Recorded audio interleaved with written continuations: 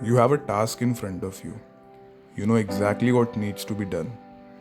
You are not confused, and neither you are short on time. But you are doing everything except that one thing. And you tell yourself you will start after this, after one more thing, after you feel ready, but that phase doesn't just come. If you have ever called this a time management problem, that is the first misunderstanding worth fixing. Because procrastination has almost nothing to do with time.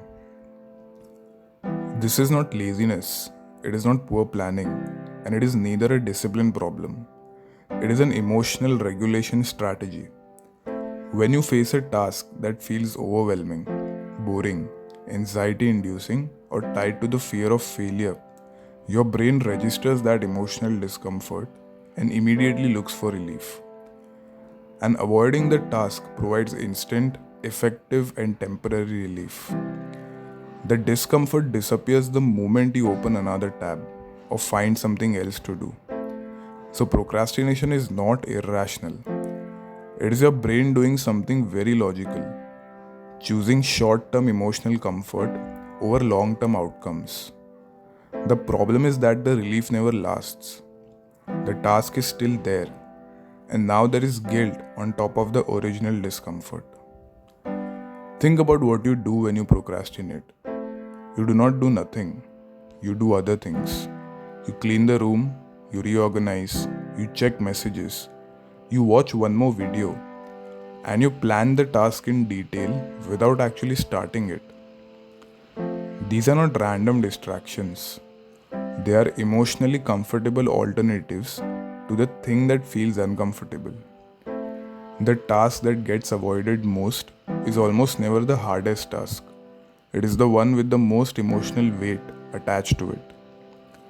Here is what this cycle actually costs you. Every hour you avoid something does not make it smaller, it makes it bigger. Because avoidance adds anxiety to the original discomfort. The longer something sits undone, the more emotional weight it carries. The more emotional weight it carries, the harder it becomes to start. And the guilt that comes with procrastination is real and damaging. It does not motivate you.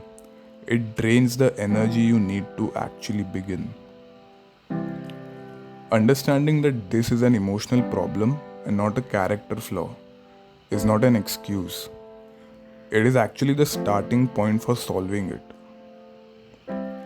Before you avoid a task, ask yourself what feeling is it triggering? Anxiety about being judged, boredom, fear of failure, overwhelm. Naming it does not eliminate it, but it does create a small gap between the feeling and the automatic avoidance response. And that gap is where your choice lives. Make small starts, just like starting for 2 minutes. The emotional resistance is highest before you begin. Once you are inside the task, the discomfort almost always drops significantly. That is all you need to commit. Most of the time, you will keep going. Remove the path of least resistance. Put your phone in another room. Close the tabs. Make avoidance slightly harder than starting. You are not fighting laziness. You are adjusting the environment so the comfortable choice and the right choice point in the same direction. When you understand procrastination as an emotion problem, your entire approach to it changes. You stop beating yourself up for it, which was draining the energy you needed to begin. You start addressing the actual source, the feeling, rather than trying to manage time more effectively around it. And as you build the habit of naming the emotion and starting small, the cycle that used to trap you for hours starts resolving in minutes. Your relationship with difficult tasks changes, not because they stop being difficult, but just because you stop adding avoidance and guilt on top of them. You become someone who starts, and the people who consistently start are the ones who consistently finish as well.